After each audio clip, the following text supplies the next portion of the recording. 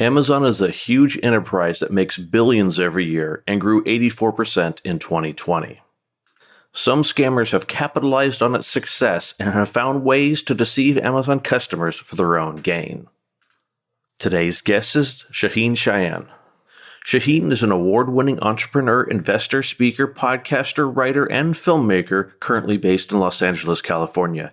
He is the CEO and chairman of Accelerated Intelligence, which is an Amazon marketing and advertising agency. He shares his passion for Amazon through his course Amazon Mastery and is also a featured mentor at the Founder Institute. Shaahin has been highlighted in many publications including Newsweek, the New York Times, Chicago Tribune, and the New York Post. I'm your host, Chris Parker, and this is the Easy Pray Podcast. Shaahin, thank you so much for coming on the Easy Pray Podcast today. So good to be on, Chris. So you are one of the world's most sought-after Amazon experts. Can you, before we start talking about Amazon scams, how did you become an Amazon expert? Well, I started when I was really young in physical products. I developed a supplement in the early 1990s when I was like 16 years old, and the whole rave scene was happening. And by the time I was 18, that company was making over $1 billion in revenue. I, in fact, remember the day where we broke $1 billion in revenue, and I was this teenage kid just sitting there worried about the fact that the press was going to ask me how much $1 billion was, and I actually had no idea if it was 100 million or 1,000. I had no clue. So back in the day before the internet, we had to get books. I had encyclopedias, and I kept looking, and I was like, fuck, man, this doesn't give me any information on how much $1 billion is, because it's like British billion, American billion. So that was my days with Herbal X. I've written a book about it that'll be released in a little while.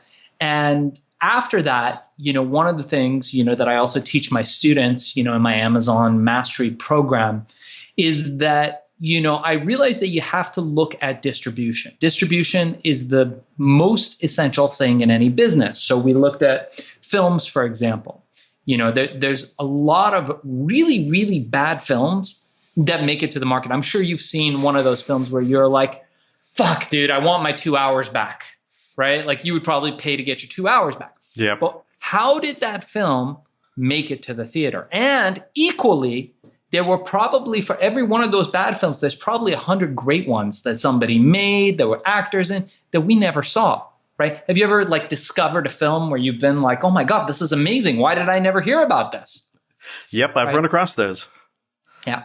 So the difference we discovered, turns out, is distribution. So what we teach is distribution first. So we start everything, like you and I were talking about earlier, with foundational thinking and building these 4 pillars that we could talk about or go into whatever you want to. But once the pillars and the foundations are built, we start with distribution. We look for what the market wants and we feed it what it wants, which is a much easier path than creating a better mousetrap and hoping that the world is going to try to make its way to your door. Yeah. That's always the challenge is if you're building a product that everybody else is already selling, to get someone to want to buy the better one. Okay, so we'll start off talking about some Amazon scams. And with Amazon now, what, are they $1 trillion company now? I think something like that. If they aren't $1 trillion at the time this is recorded, by the time this is published, they'll be a $5 trillion company. With the pandemic, they have seen exceptional growth in sales. I see more Amazon trucks delivering in my neighborhood than UPS, FedEx, and DHL combined. And that even excludes the Amazon Flex drivers who don't even have an Amazon sign on the side of their car. So Amazon is just crushing it right now. But anytime some entity is crushing it, the scammers just come out of the woodwork. So I want to talk about a couple of different types of scams. First of all, I want to talk about the scams targeting Amazon customers, so people who are buying products from Amazon. What kind of scams have you seen from your experience as an expert targeting customers? So do you mean by just random people targeting Amazon consumers? Well, Amazon, yes, where it's either random scammers targeting Amazon consumers or people pushing fake products and scammy stuff into the Amazon platform itself. Yeah. So one of the interesting things about the Amazon platform and kind of where we thrive as an education first company, helping people think foundationally about building Amazon businesses is that anybody can sell on Amazon. It's what makes Amazon great. Most people don't know this because when you go on Amazon, you look, hey, okay, buy now, you click buy now, and the product arrives at your door. You don't think twice about it. They ask you, hey, where'd you get that, that thing? Where did you get that product? And you'd be like, oh, I got it on Amazon. And that's it. That's the sophistication of 99.9% of people. Yeah. What people don't understand is that buy box button, it's called the buy box, is gifted. You are blessed with that button. Amazon will hand that to you and bow their heads. Here's the greatest gift we are giving you to a seller, a third-party seller that's selling the product online. Now, when somebody clicks buy now, they're buying it from you and not Amazon or one of the many other sellers on there. Now, as sellers realized that this was happening, sometimes what happens is that unscrupulous sellers will sell a counterfeit product, or maybe not even counterfeit, but maybe just a similar product, thinking that you won't care. Mm-hmm. So if it's a brand on there and you don't know what that brand is, the Acme brush, they're going to sell you a generic brush that's basically the same thing. And they know that there isn't much difference, and you're not really looking for the Acme brand. So when you order it, they have their ways of getting that buy box, usually price. If they have a lower price, Amazon wants you to have a good customer experience. Mm-hmm. And they find that when people get lower prices, they're having a better customer experience. So they're going to be like, hey, the China company is selling it for 3 cents less. Let's give them the buy box. Now you've bought your brush hoping you would get the Acme brand, but you're getting a generic brush. Now, this doesn't seem like a huge scam, but the Acme company, which is a seller that's gone through all the trouble of building beautiful images, telling a story, buying inventory, putting it on there, is getting the short end of the stick. Now, if the China company that's selling on their listing, which Amazon is allowing them to do, is selling an inferior product in order to get that 3 cents value, right? Because a lot of times margins are real thin,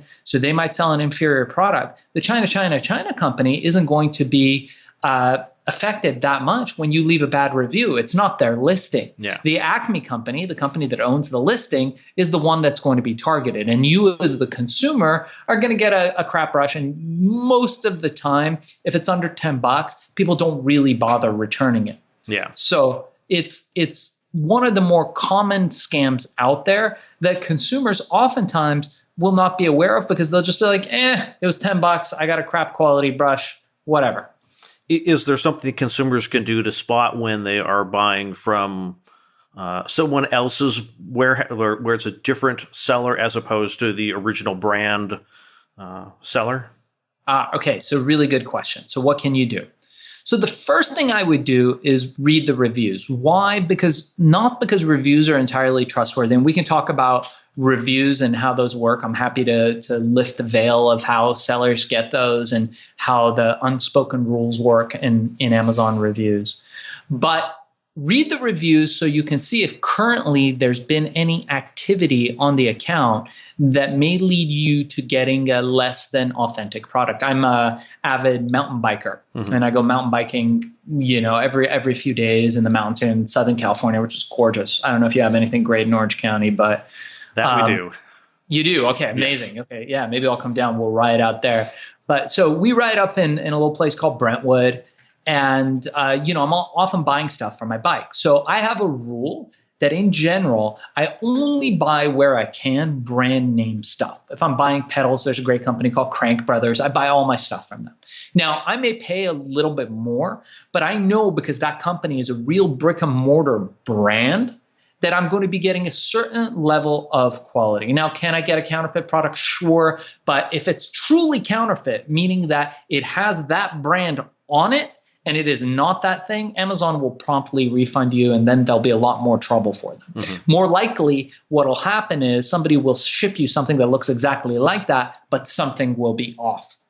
The second thing that you can do outside of buying regular, known brands, is to Google the company's name. If you don't find a website, or if it's just a templated website about that product or brand, chances are it's just an Amazon brand. Now, that doesn't mean that it's necessarily bad. If it's got majority good reviews, the price point is right, and they've gone a long way to tell the story of the product with the images. There's a video, there's a story there on Amazon. It could be okay, but it's just another red flag that they don't have information about it anywhere else. Would be something that might be of concern to me. Like, why don't they have a social media page, right? Why don't they have Instagram? Why don't they have, is anybody posting about it on Pinterest? In general, one of the great things about Amazon is their return policy. Yeah. So if you do get a product that does not live up to your expectations, Amazon will take it back 99% of the time. And you should return it, not just for the sake of returning it or because you care about the $10, but because then that gives Amazon feedback that there is something wrong with that product. And if they get enough of those, Amazon will cut the product. So it's a good way to go. Yeah, I know for myself, I just recently bought a washing machine stabilizer feet. Keeps the washing machine from bouncing around. On a product like that, I could care less whether it was Acme, or China, because it was. Right. It is purely a widget, and as long as the widget does what it's supposed to do, I don't really care. I did have a situation where I had bought I was looking for a security camera, an outdoor security camera for my house, and I bought a couple of them, and a few, it was probably about a year later, one of them started work. It just didn't work right. And so I called up the manufacturer, said, hey, I bought the camera through Amazon and it's not working right. Now, what's the serial number? And I give them the serial number and they go, well, that's not really one of ours. Or that was one that was, it's not supported in the United States. That one was sold for South America. So sorry, we're not going to help you. The firmware update fried it. Goodbye. And so how are consumers supposed to figure, when it's gray market stuff, I refer to that as gray market, when it's product destined for a different country, ends up in the U.S., is there a way for consumers to be able to spot gray market products? Yeah, so the first indication is if the price seems too good to be true, it probably is. With that said, one of the hacks, I'll tell you, I do this podcast too called Hack and Grow Rich, where we talk about all kinds of cool hacks that you could do. One of the hacks that most people don't know, and I don't know if some Amazon police is going to break down my door right now for telling you guys this, is that 90-something% of the products that are sold by Amazon warehouse as ding and dents are brand new. What happens is pallets of stuff go missing at Amazon all the time. They've got robots, they've got low-paid employees. It's complete chaos within a very sophisticated system. And they don't have time, if a pallet gets misplaced, for somebody to stop and check it. What happens is it goes to the misplaced pallet room, and once every couple weeks, dude comes in, checks them, and they go into Amazon warehouse inventory. Now, the seller gets credited. They pay the seller. They just cut a check and give it to the seller. The seller is paid, so the seller is fine.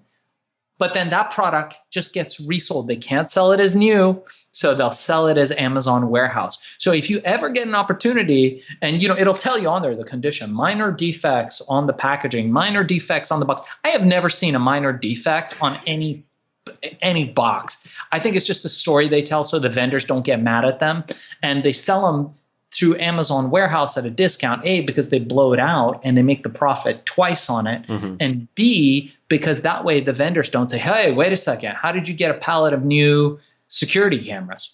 And do that. So, look, as a consumer, price is a big factor. Yeah. So you want to try to buy when you can from Amazon itself. Their refund policy is the best. You'll have the right warranty, all that stuff. The second thing you can do is register your warranty immediately when you get that high ticket item, the camera, the hard drive, whatever it is. That way you will know within the return period, if they're not going to accept it, that there's something wrong with it. And oftentimes, Amazon will just refund you without you even having to return the item. Another secret. I'm sure the Amazon police is banging on my door right now for telling these. But again, it's a business of efficiency. Yep. Now, when we're talking about scams, unfortunately, there's a lot of savvy scammers that are onto scamming sellers like us and you and other, third-party sellers on Amazon. And what they do is they will order a laptop and they will return a sock.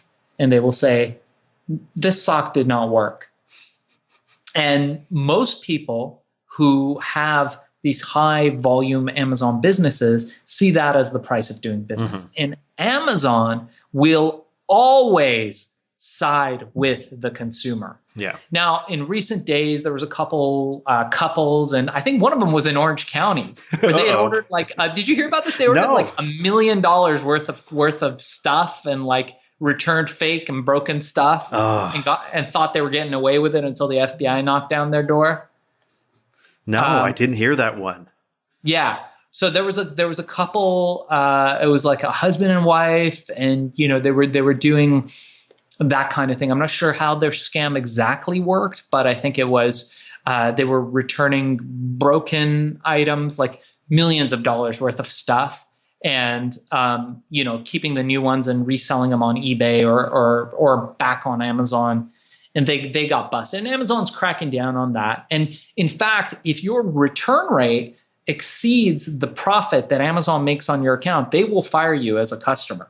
So you have to be aware of that. These people were very sophisticated. They had multiple buying accounts. The mother, the uncle, the sister, everybody was buying flat screens and returning them, that kind of thing.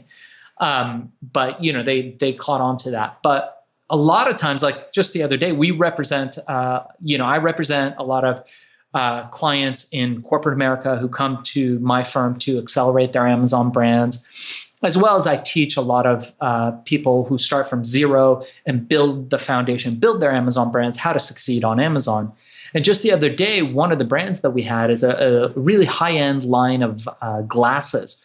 And I could actually say it's a sleep doctor glasses. It's this guy, Michael Bruce, who's like the sleep doctor. He's amazing. He's written the book. He's been on Dr. Oz, all that stuff. And so we represent his line of glasses, which are these beautiful, super expensive glasses. You put them on, they're blue blocking, they help you sleep better. They're glorious.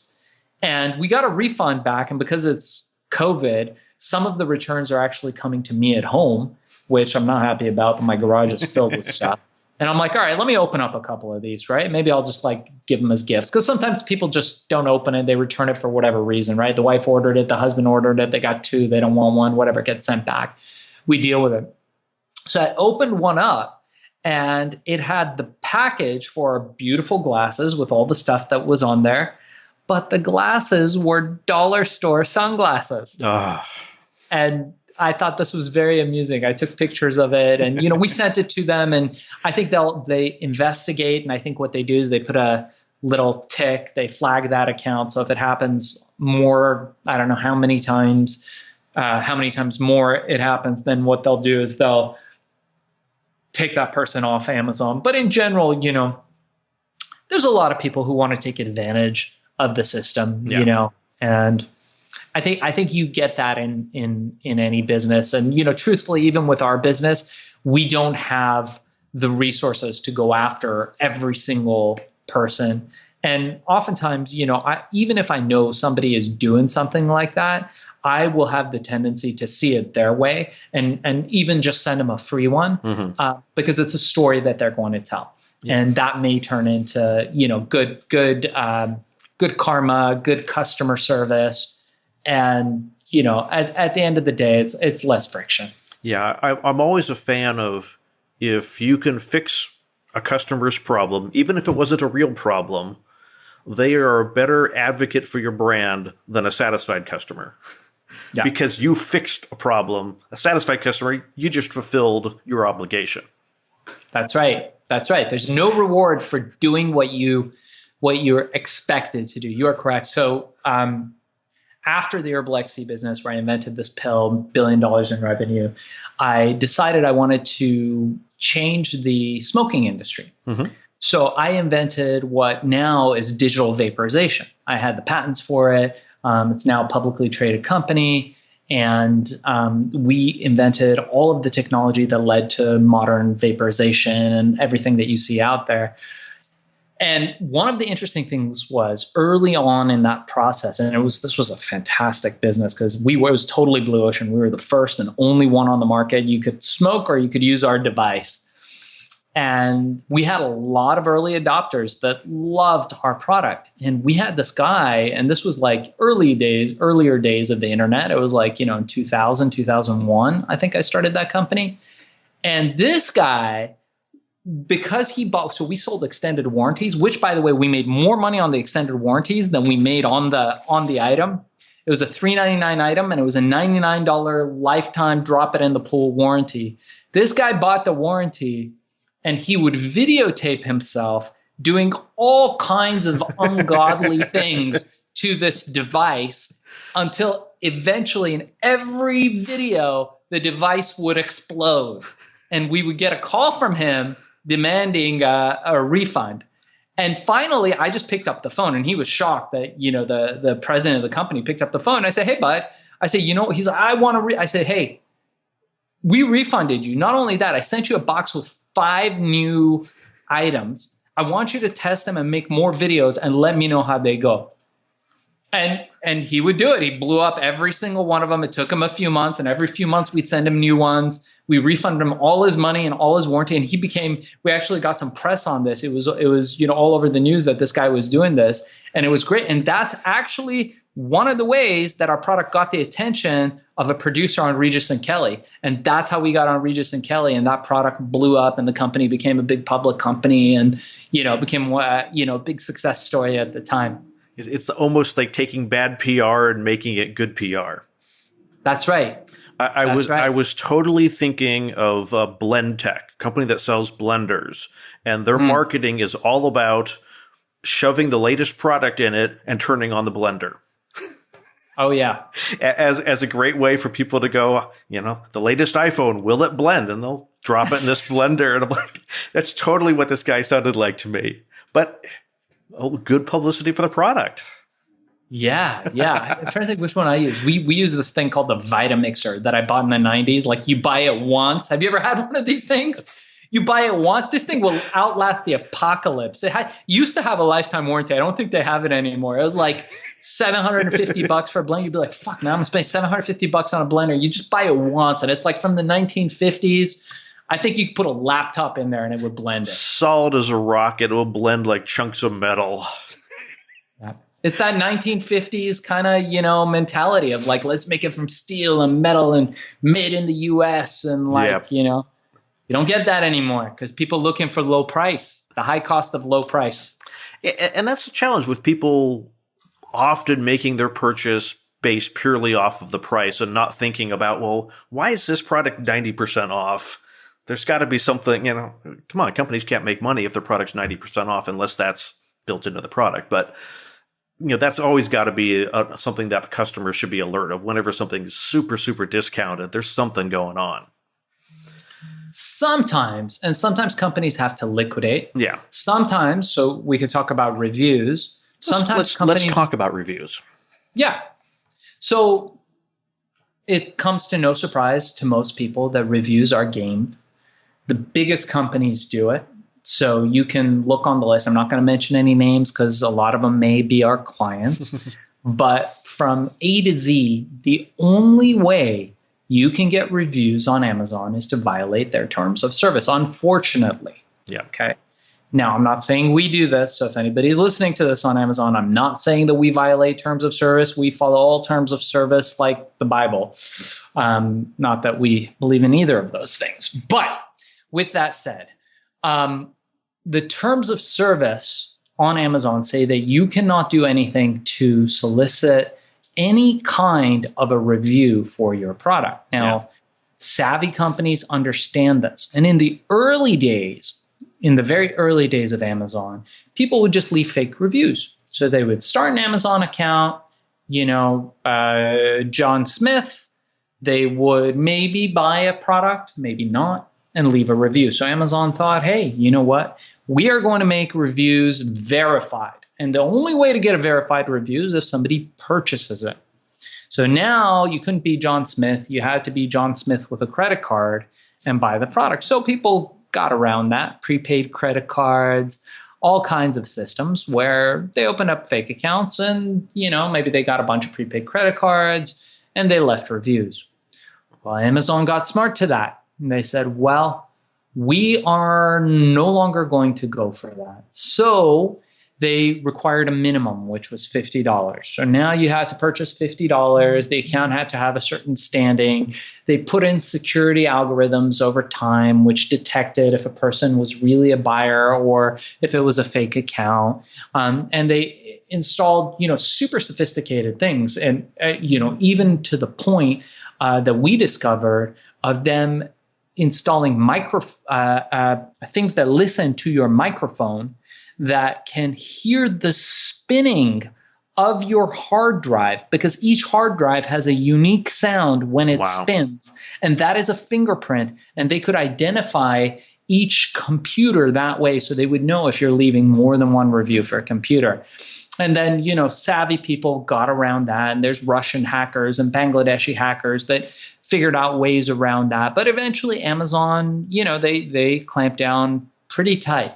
So it became very difficult for sellers to get fake reviews. And by that, I mean completely erroneous reviews. Yeah. We never did completely erroneous reviews. It was against our policy. I just didn't believe in it. So the other way where you can get reviews, which is what happens more likely than not now, is you can purchase product from one of these discount clubs. And there's several of them out there. And what these clubs are is manufacturers and sellers that want to get reviews, and they will give you the product for free in exchange for a review. Now, how that works now is that you have to buy it at full price. What that does is it improves their ranking, because on Amazon, the more you sell, the more they push you up to that coveted page. So if, for example, you're looking for security camera, you put in the keyword security camera. Amazon doesn't want to feed you. They know you're not going to go past the first page. They don't want to feed you a bunch of results that aren't selling. They want to sell you the top selling things. So in order to sell on Amazon, you have to sell a lot. So it's a little bit of a catch-22. So what these sellers do is they'll say, you know what? This camera cost me $69 to make. I'm retailing it for $3.99. I'm going to give it to you for $40. I'm going to give it to you for $20. But you're going to buy it at $3.99 and you're going to leave a review. When you leave that review, you're going to send me a screen capture, and then I'm going to refund you that money, either in an Amazon gift card or a prepaid credit card, or I'll just give you cash for it. And there's a lot of companies that do that now, and that's one way that sellers get reviews. So it is somebody who's purchased the product, possibly somebody who's used it, and possibly somebody who's leaving an honest review that may or may not be skewed by their incentivization. Okay. The other way that reviews happen is that there are services out there that will give you product at a discounted rate. And it's based on, we do a lot of the work that we do where we teach people how to sell on Amazon is based on the work of this one professor, Professor Cialdini. Have you ever heard of him? Yep. He wrote the book Influence, and his subsequent book Persuasion. He talks about these 5 elements, now 6. But the 6th element of the foundation of influence, of being able to influence someone, is reciprocity. Right? If I give you something, you feel obliged to give me something, right? If we're sitting around, I'm like, hey, bud, here's a beer. You're like, oh, great, man, here's some peanuts, right? That's just the way things work, because that's reciprocity, right? It's a silly example, but it's true.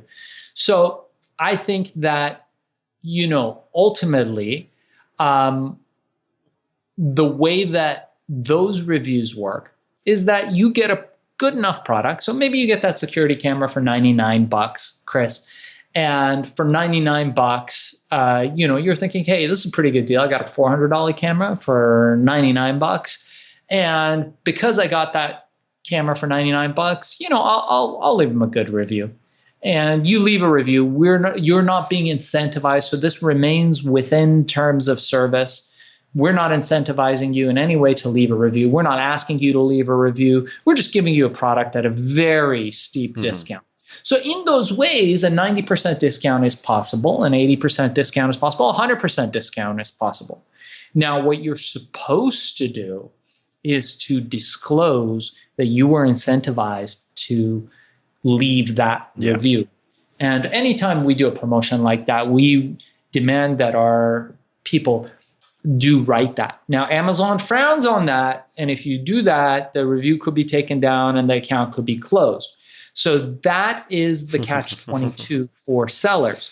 But the problem is, Chris, in these marketplaces, if everybody is not playing by the rules, you're not going to get ahead unless you do what everybody else is doing. And it's not black and white. It's varying levels of gray to kind of get it to, where you need to get it to. And people do leave honest reviews and, people do buy the product. But on Amazon, the incentivization to leave honest reviews is very low. Less than 1% of the products that are sold on Amazon get reviews organically.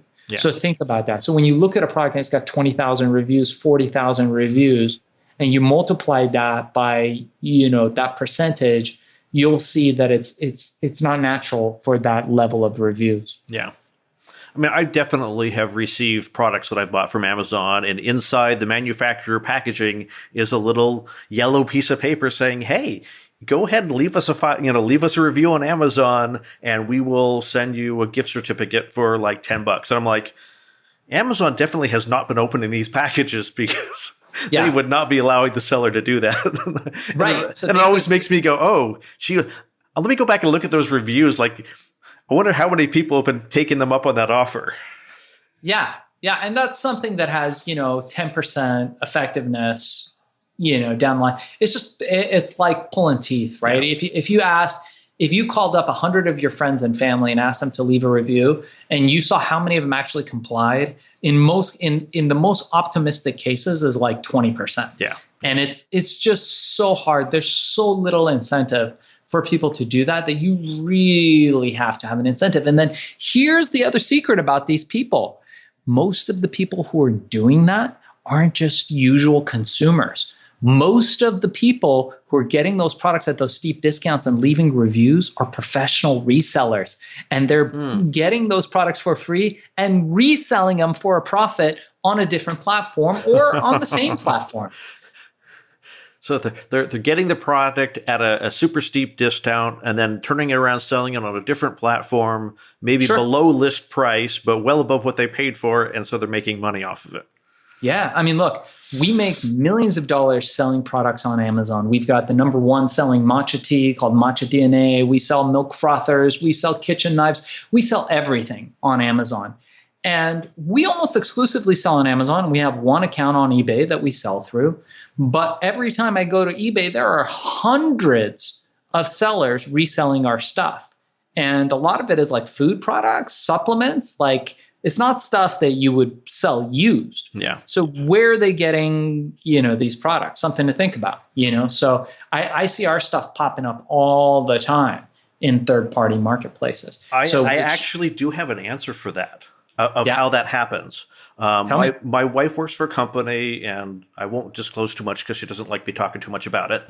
But they sell products, and every now and then their sales distributors will call up and say, "Why is your product available for like less than I can buy for it through when I buy it directly from you guys? Why are you selling it to the public for less than I can buy it for?" And the company's like, "Well, we don't sell direct to the consumer. All of our sales are done through retail channels." And the consumer's like, but look, someone complained to me about it. I turned around and bought it, and it shipped straight from your warehouse to me at this price that's below my cost. What the heck is going on? Well, it turns out through some digging, what's happening is there's a third person involved who's running the scam, that you go to Amazon or eBay and buy the product well below price. They turn around and buy it from the manufacturer using a stolen credit card. Oh. And drop ship it to the consumer. Jeez. So the consumer has that feeling of reciprocity because, hey, I got this great product for well under market. Yeah. I'm not going to say anything when there's a funky name on the receipt that's not my name on it. Yeah. And the Amazon or the eBay, they don't care because as far as they can tell, it was legitimate. The Sure. manufacturer ultimately is the one who ends up paying the price because someone's Yeah. going to dispute the credit card charge when they see this. Yeah. I didn't buy anything from Amazon, or worse yet, I guess my wife bought something from Amazon and they don't dispute the charge. But if they dispute it, the dispute goes back to the manufacturer. And so the manufacturer has now shipped the product and they don't have the product and the credit card's been disputed. And you've created like a channel disruption because people are thinking that you're selling to other channels cheaper than other people. Man, you're talking about straight criminal activity. Absolutely criminal activity. Yeah. But like this stuff happens in scale because you could buy stolen credit cards all over the dark web, and it's the manufacturer who ends up, eating the profits. There's a guy who does a podcast on that who's fantastic called the Dark Net Diaries. Mm-hmm. Have you ever heard his stuff? Yeah, yes, I have. He's spectacular. And there's also a show. What is it called? Oh, yeah. It's called American Greed. Have you ever watched that show? Yes, I have. I never understood how people that are so bad at crime choose a life of crime. And it's like, I'm just watching this and I'm like, dude, like you got it. You putting in all this energy and like you could actually start a business, but no, you're doing crime. And I'm like, he's keeping a notebook. Why are you writing down your crimes? Don't write down your crimes. And then in every show, you can time it at like 37 minutes. It's like, cue the hookers. And then the hookers come on. You're like, oh my God, don't tell the hookers what you've done. Oh, he told the hookers what he's done. And it just escalates. and I'm just like, how could anybody be so bad at something? You could do something else. Do something else, please. Because they're so good at like these other things, but crime, they're just not good at. So, I never... I guess it's just not within my psyche to want to take advantage of people. I think, there's people who maybe they come from a place of like deep lack and like a place of, very low self-worth, low morals, low integrity, where they feel they have to take advantage of other people in order to get ahead in life. And I guess that there's people like that. And maybe there's other people who, I think it's like kind of the Russian hacking mentality. Nothing against, I've got lots of great friends that are Russians, but it's kind of this like very Eastern European kind of like us against the big corporations, the big capitalistic system. So their concept is that they're the underdogs and it's only the corporations that are getting hurt from this kind of thing, and very similar to the scam that you were suggesting. So I think that's really interesting. So when I was 17, I was on the cover of Details magazine, and it was a crazy story. I write about it in my book that's going to come out. And actually, that's the picture. Pretty cool, right? That was a cover from Details magazine. And me in the 90s with long hair. And so they send this reporter, and the reporter comes down. And this is the thing, it was like my life wasn't as nuts, visibly as nuts, as kind of like what I think everybody expected from a guy that was running the ecstasy company. And the reporter comes down, and you know what? Like I was living up in the mountains in this place called Topanga, and I had some fancy cars. I had a Ferrari, and I had all that stuff. But I was focused mostly on my business. And this guy comes down. He's like, "Okay, so like what kind of drugs do you do?" And I was like, "I don't really do drugs, dude. I gotta like run a company. I've got 200 employees." And he was like, "All right, so you race your cars down the mountain?" I was like, "No, not really, dude. That's a $100,000 Ferrari." Like, no, I'm going to go like at noon to look at the house up the street, right? Because I want to climb the real estate ladder. Like I'm looking to buy that. And, And so the dude was just like, he just couldn't get it through his head. Like he was so like, he really wanted me to like do some really bad things. And I just wasn't doing any really bad. Like everything I was doing was to the dismay of the government, but it wasn't illegal, which was the thing that was getting about me was like, here's this like long hair kid, but like there's nothing, he invented this drug, but it's not illegal. It was driving him nuts. And at the end of the day, the article came out, and it was it depends where the magazine came out, but I was on the cover with Chris Cornell, who was the lead singer of this group called Soundgarden, which was this amazing group in the 90s. I don't know if you knew them. And on the cover, I remember it said the $350 million scam. Oh. And it was a 10-page like explicit, like there was one paragraph on Chris Cornell and 10 pages on me. I mean, pictures and all this stuff. And I read through it, and I remember giving it to my girlfriend at the time, giving it to my secretary, giving it to everybody. We had secretaries back in the day, giving it to people. I'm like, read this. And nobody could find out where the scam was. Just the headline said the $350 million scam because, we made $350 million on one product in that year. So it's the $350 million scam. I just remember thinking to myself, like, really? Like, this is the best you can do? Like, there's so much crime out there, so much bad scams. And like, that's what they wanted to do. But, I realized that I would never have been good at crime. So I refrained from that. But I think there's a lot of guys out there in the criminal world that just, dude, they shouldn't be in that world. What scares me is the people that are really talented at it, really good at it, who don't get, like, they're good enough at it that they're not the guy who's telling his hooker about his scam, that he's like, nope, I'm going to keep this on the down low because I know I don't want to get caught. And if they're not doing the drugs, they're not, living the high profile lifestyle. Like, you wonder if these guys are ever going to get caught with whatever crazy stuff they're doing, whatever scam they're running. Yeah. So one final scam concept, and we'll wrap it up here. I know there's tons of people that go out there promoting, hey, buy my $10,000 system, and you could be making $1 million by selling your products on Amazon tomorrow. Yeah. Okay, so we know that not everyone who's promoting a selling technique or a process is a scam, and not everyone is telling the truth. So if someone is interested in learning how to sell on Amazon, learning how to have Amazon fulfill their products for them, like, where's that balance of real information versus smoke and mirrors?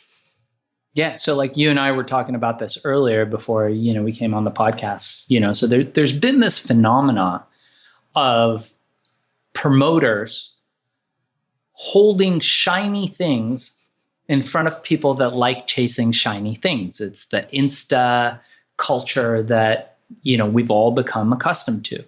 And particularly young people, in particular young males, are attracted to that, particularly millennials who are like, dude, I want a Lambo and 3 girls in a bikini on a hot tub on a yacht, and I want to do that, and I don't want to work a lot, so this sounds great.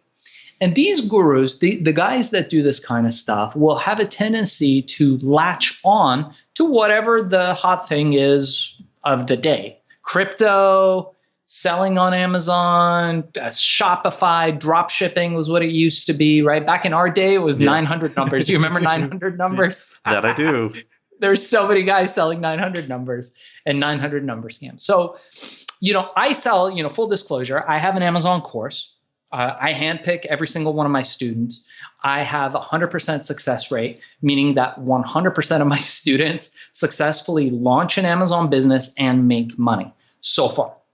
I don't know what will happen tomorrow, but so far we've had that thing. And the reason is because we teach foundational thinking. Mm-hmm. I don't teach get rich quick, right? You could get rich quick. It's a possibility. It's my favorite way to get rich is quick. But unfortunately, the more likely scenario is that you'll get rich slow, right? Yep. Or you will create several streams of recurring revenue that can lead to a pretty good lifestyle. Like I know you have a online business, a website business that brings in a good stream of revenue, and then real estate, and then all these different types of things. So what I like to teach my students is that in this day and age, you have to be invested in real estate.